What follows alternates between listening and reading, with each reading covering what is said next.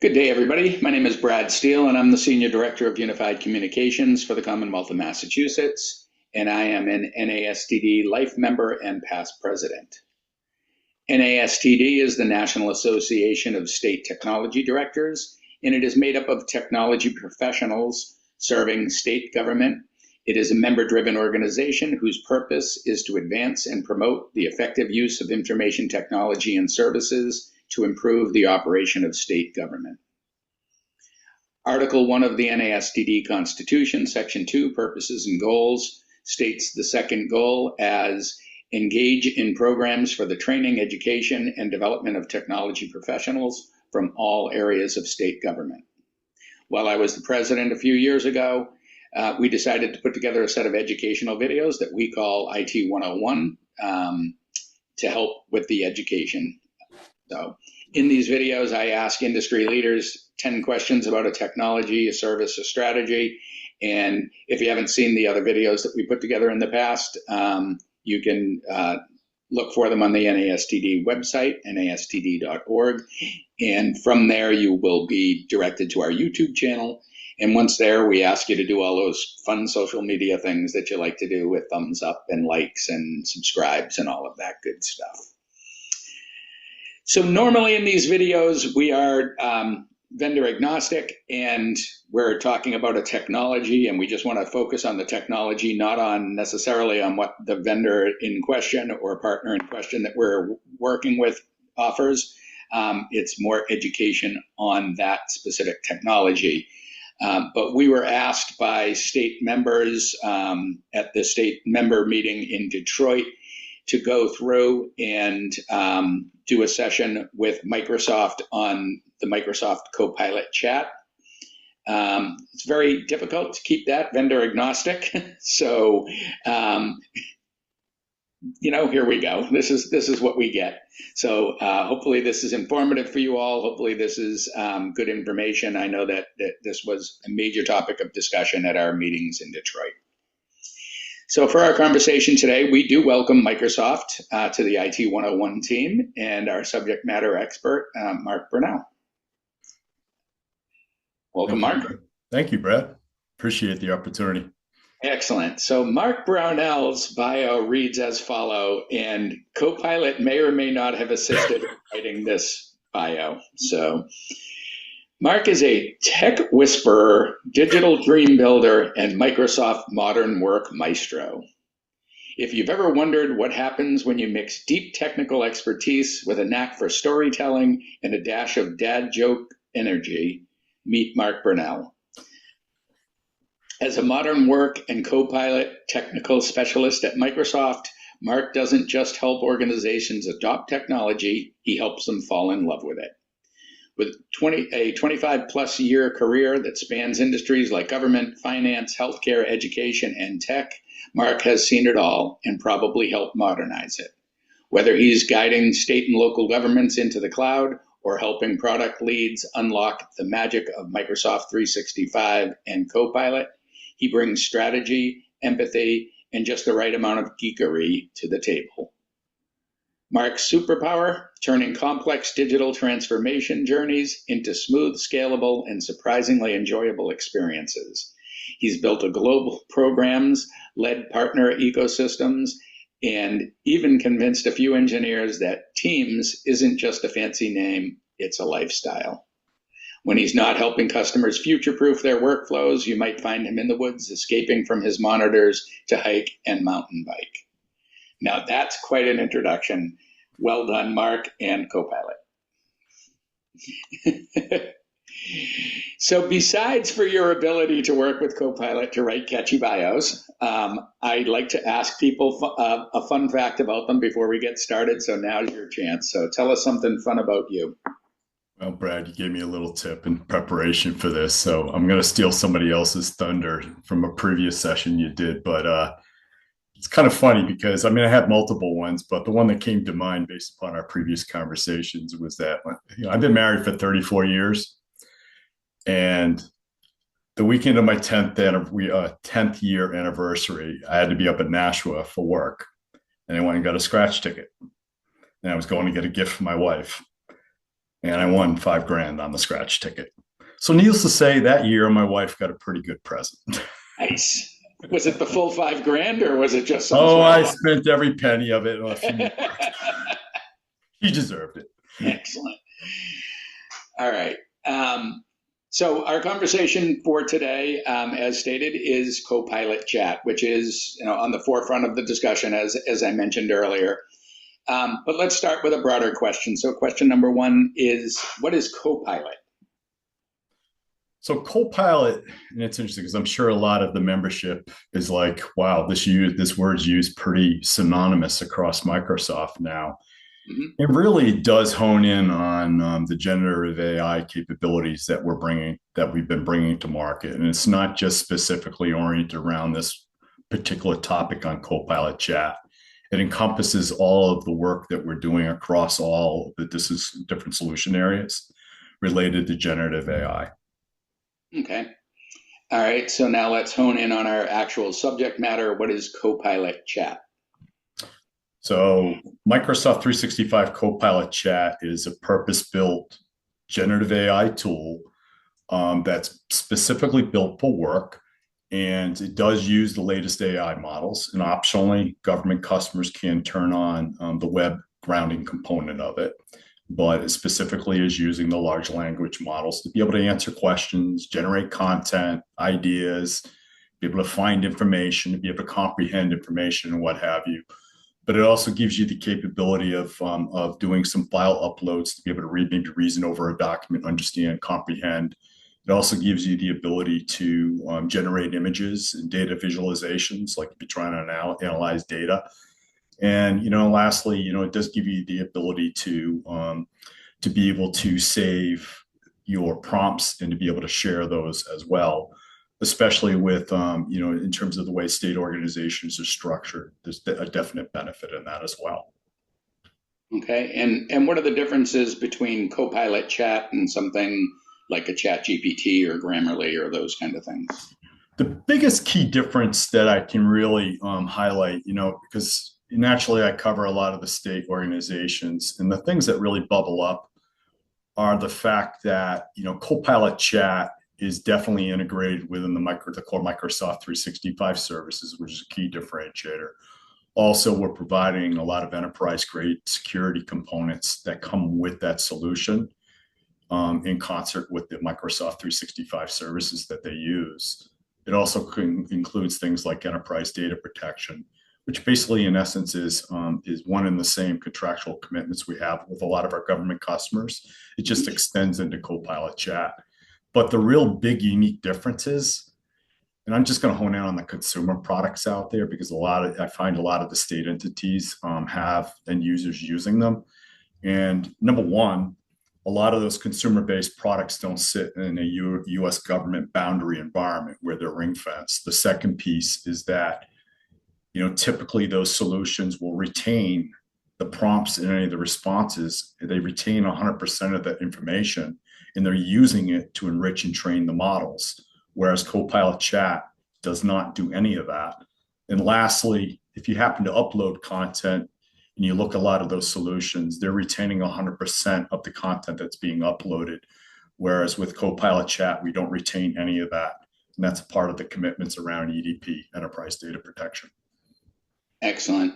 And so is there Copilot chat for state governments that is separate from other entities?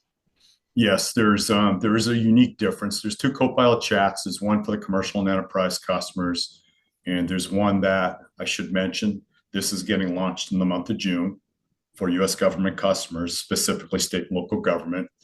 And it sits within what's called the Government Community Cloud, which is basically the U.S. government service boundary. And all of the generative AI components sit within that boundary and are ring fenced around it in terms of the interactions and how the solutions can be used. Okay. And I think you mentioned in the preparation for this that that's a FedRAMP certified Yes, offering. it's FedRAMP. We received FedRAMP authorization to operate the service back in December when we initially launched the service. And I should say that was Microsoft 365 Copilot, which is a different product. but it extends into Copilot chat as well. Okay. So for a state entity, what does Copilot chat look like? How would we use it? You can use it to help comprehend, understand. We find a lot of customers are using this in different functional areas of the different state organizations and any agency or department level. Like, for example, IT organizations. One of the examples I'll show you, I'm going to show you a demo in a few minutes. It can help you write a script, PowerShell script. It can help you with coding. I'm just using IT examples because those are the ones that will resonate most with the membership. Mm-hmm. Very, very helpful in terms of being able to help organize content, being able to comprehend documentation, search on documentation, to be able to understand it. And the real true benefit is the fact, just use natural language. You can stay in context of the work that you're doing, as opposed to having to necessarily think, I'm going to go look here, I'm going to go look there. Typically, if you're trying to find an answer to something, I'm going to use IT as an example, you might have to go look at 6 different locations to get the answer that you want. What Copilot chat brings to the table is the fact you just through natural language, put your prompt in there, and it will allow you to basically iterate on that as well to be able to get the answers that you need. And this is being offered for state entities as part of their Microsoft subscriptions that they have today? Correct. And that's one of the huge benefits of this in my mind, is that this is a free entitlement that's going to be available to any customer that is licensed with Microsoft 365 or Office 365 licensing. And if the end users have an Enter ID, they'll be able to have access to this solution. Okay. Free entitlement. And you said it's coming out in June? Starting in June, it's going to be turned on in the U.S. government, state and local government tenants. Okay. And that I think you had mentioned that's going to be automatically on a specific date once that date's determined? Correct. It is on by default, but there are management controls because a lot of customers, want to take a crawl, walk, run approach. There are management and administration controls to be able to control as far as who's going to have access to the solution. And those controls can be set up in advance if they choose to take a small rollout approach. Okay. So when will that be turned on for everybody? Is that something that they have to do an update for or do an upgrade, or will it automatically get turned on a specific date? It's going to be specifically turned on. Now, with a lot of the services that get turned on in Microsoft 365 services, we don't typically quote a date because they get hydrated in these tenants over a period of time. And again, you do have the ability to be able to control that if you want to. All right. And then when you say you can control it, is it something that you can control for specific members to use and other members not to use? Yes, you can control it at the individual user level. A lot of organizations use what's called security groups or modern groups. You have the capacity to be able to use and control this at the group level as well. Okay. And are there any cost implications with this service as it's being offered and being turned on? Any added costs anywhere? No, based upon a lot of my work with a lot of the customers that I work with, the vast majority of the customers have the core licensing, because the piece that I know we're going to touch on this in a moment, the big piece that comes top of mind with a lot of these technologies is data and governance. And I think you've done a couple sessions on this as well. Mm-hmm. Every single customer out there in the US has the base licensing to be able to control this from a data governance perspective. What do I mean by that? Naturally, you want to be able to understand as far as how it's being used. You want to have visibility to that. And I know we're going to be touching on it in a minute. But you also want to be able to have visibility in terms of like access to documents. Like if an end user is trying to upload a document, do they have access to that? Do you want them to have access to that? All of our customers out there have the core license to be able to manage those components. Okay. All right. So if you're ready, we'll get into a demo real quick, and then we'll continue with some other questions afterwards.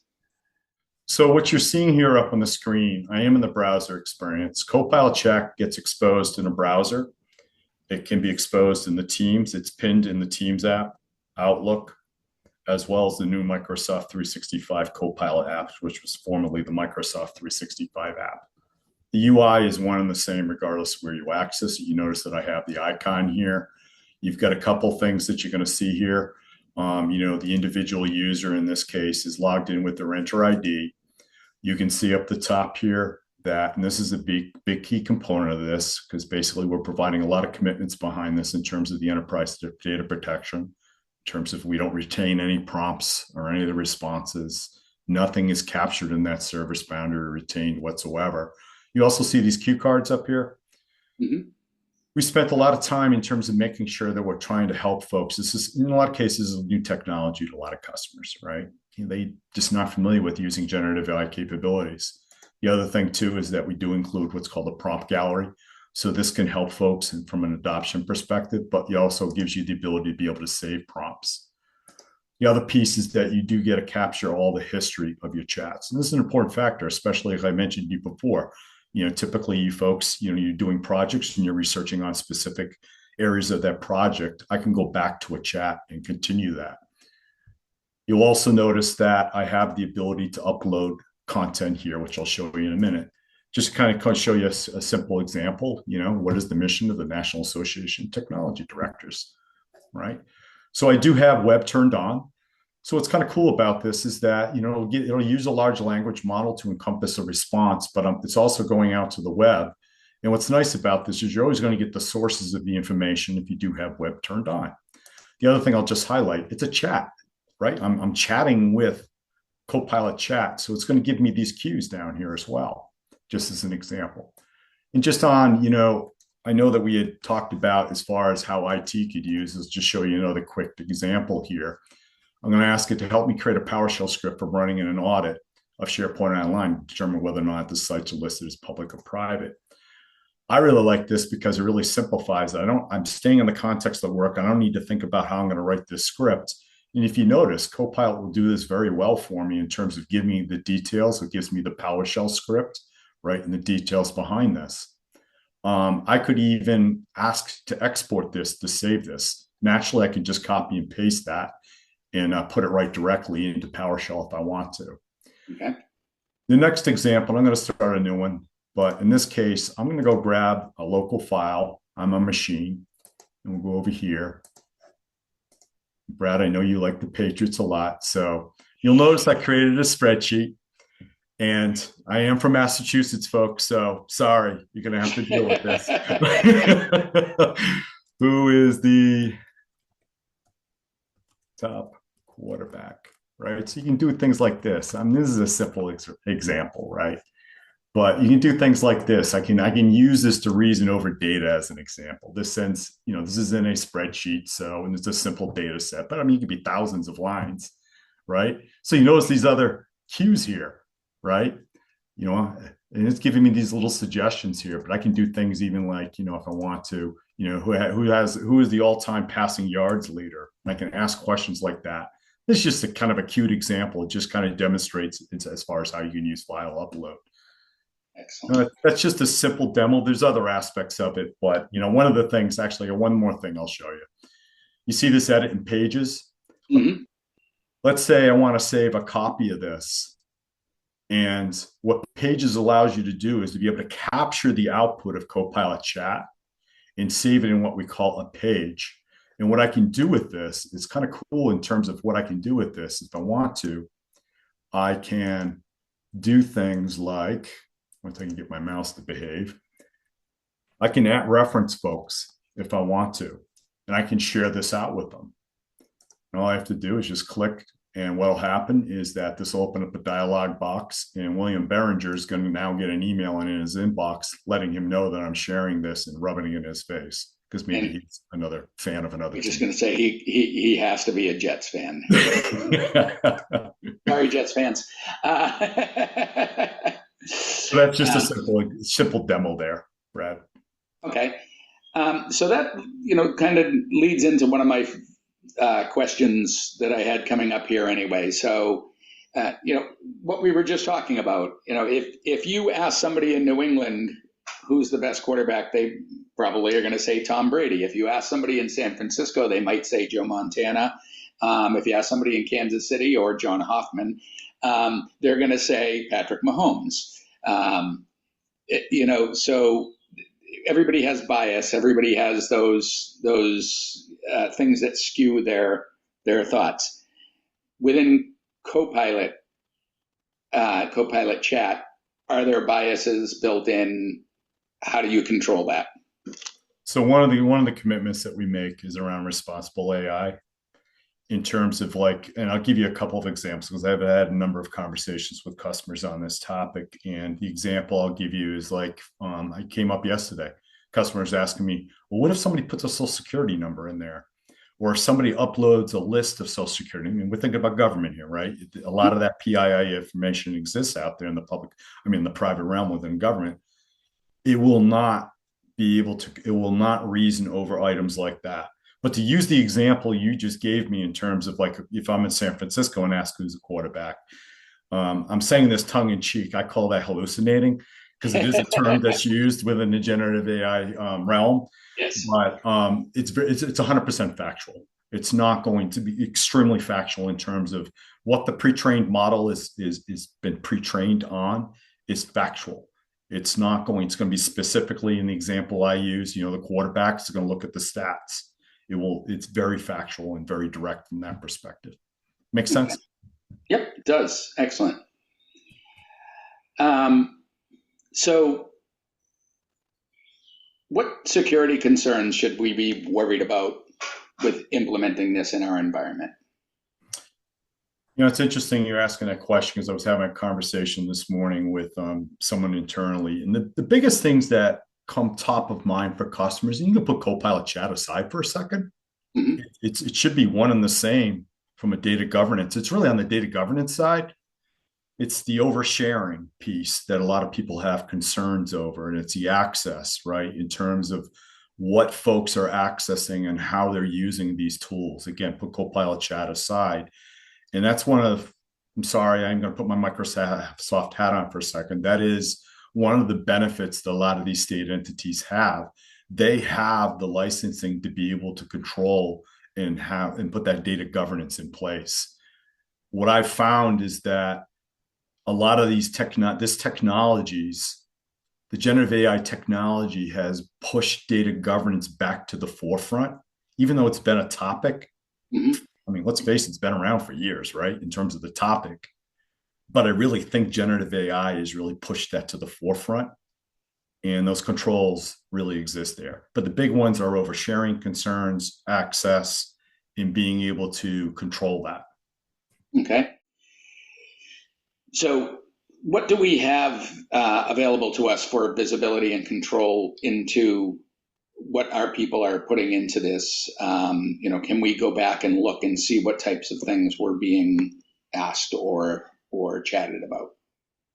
And again, I really do think that I strongly feel that that's one of the really good benefits that we're providing with for the Copilot Chat, in that a lot of customers are licensed properly for being able to take advantage of the purview components within Microsoft's 365 services. And there's a couple different areas. So the first thing I should just mention, and this is what's good about this, the consumer products organizations don't have any visibility in terms of whether or not, well, number one, well, you can't get visibility with the right tooling as far as if they're using consumer products, but they don't have visibility into like how they're being used and what they're putting in them. All interactions using Copilot Chat are captured within Purview. Okay. What happens is all the prompts and responses get captured in the Exchange Online user's mailbox, and those get surfaced in audit logs within Purview. And that gives organizations a couple different things. Number one, you have the ability now to run audit logs to be able to understand how it's being used.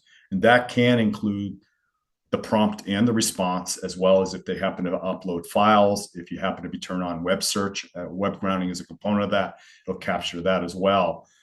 It also is giving, I know you asked the question just a few minutes ago, but that's also encompassing, in terms of information protection, stopping that oversharing, making sure you're controlling the access to content in terms of how folks, if they happen to be uploading content into the tool.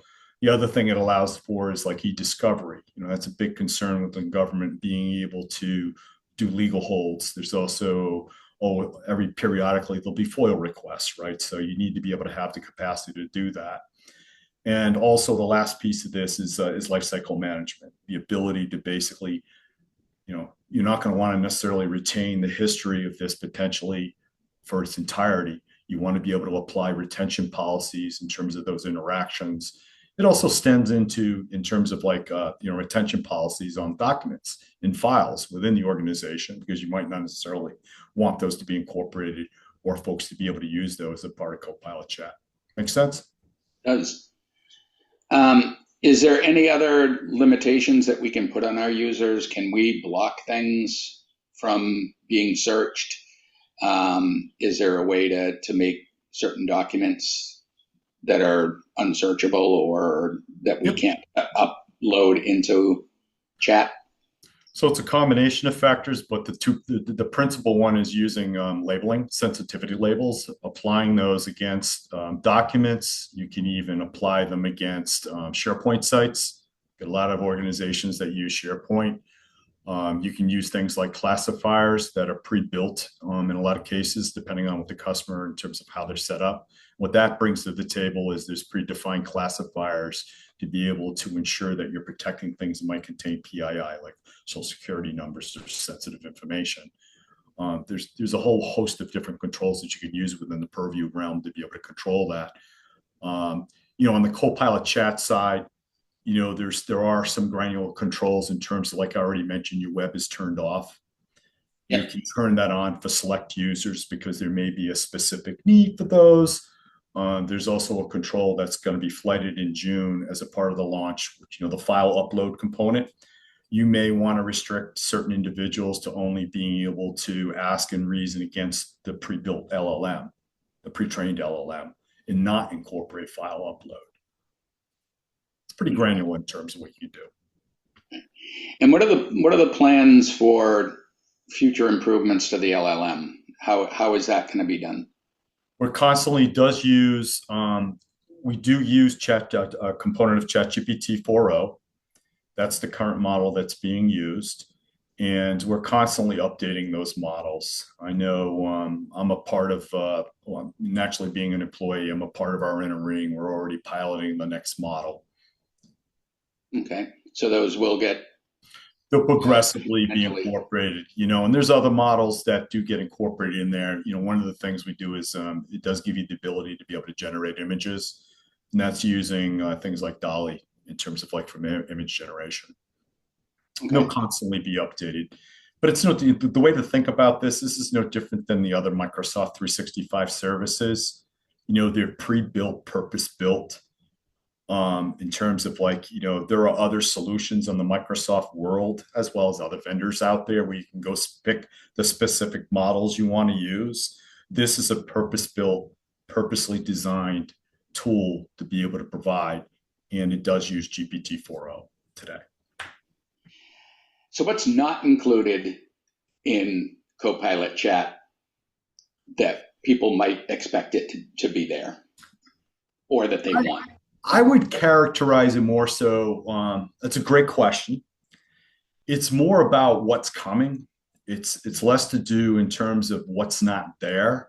It's more about what's coming. And the biggest hot button that I hear from customers is around agents. Agents, bots, fill in the blank. I think it's a pretty synonymous word that's used out there. We use agents now internally. That is one of the things that is going to be forthcoming sometime around this summer. And what that'll give folks the ability to do is to extend the Copilot chat experience into line of business applications. Okay. For example, a lot of state IT organizations use things like ServiceNow. Some of them are using Dynamics, some are using ServiceNow. Salesforce as examples. You'll be able to incorporate and extend Copilot chat into those line of business apps. You're probably saying, well, why is that important? Well, it's about staying in remember, it's all about staying in the context of the work you're doing. If I'm in Copilot chat, I want to have to think, I should be able to just stay in Copilot chat and in natural language, ask what I want. And if I extended that line of business application, and I can use Copilot chat to pull that information out directly. So if I was searching for something within EOTS, um, and a request needed to be done in ServiceNow, would it automatically then like populate a ticket for me, or at least direct me to the ServiceNow ticketing? Some of that capability is coming, is being built now. But the simplest example I can give you from a ServiceNow example is being able to pull up an incident case, or being able, and I know ServiceNow also has the knowledge base support, Yep. being able to use that within Copilot chat and not having to go to separate portals to basically get that information. Nice. Okay. Excellent. Well, I promised this would be relatively painless, but I am down to my last question. And I always ask the same question last, which is, what did I forget to ask you, or what else do I need to know? You asked me some, you asked me pretty consistent. I've done probably over, I don't know, 200, 300 of these presentations. Um, Honestly, you asked me everything. Those are the key things. You didn't leave any other stone unturned. Excellent. I'd like to hear that. Well, thank you very much. This was very beneficial for me, as it always is. I'm hopeful that the folks that are watching this are getting a better understanding of what's coming from Microsoft and what's available to them. The big concerns were around those cost models, and the fact that it's going to be turned on automatically. I think is something that is concerning to people. So knowing that they're able to turn that off, and just knowing when that's going to be coming will be key for them. Thank you again for Thank you, Brad. putting this together and working with me on this. So again, folks, this is Mark Burnell, Tech Whisperer, Digital Dream Builder, and Microsoft Modern Work Maestro. It has been a pleasure. For those of you who have been watching these right along, this is a little different presentation, so hopefully I pulled it off. So thank you again, Mark. Thank you, Brad. Appreciate it. All right, thanks all.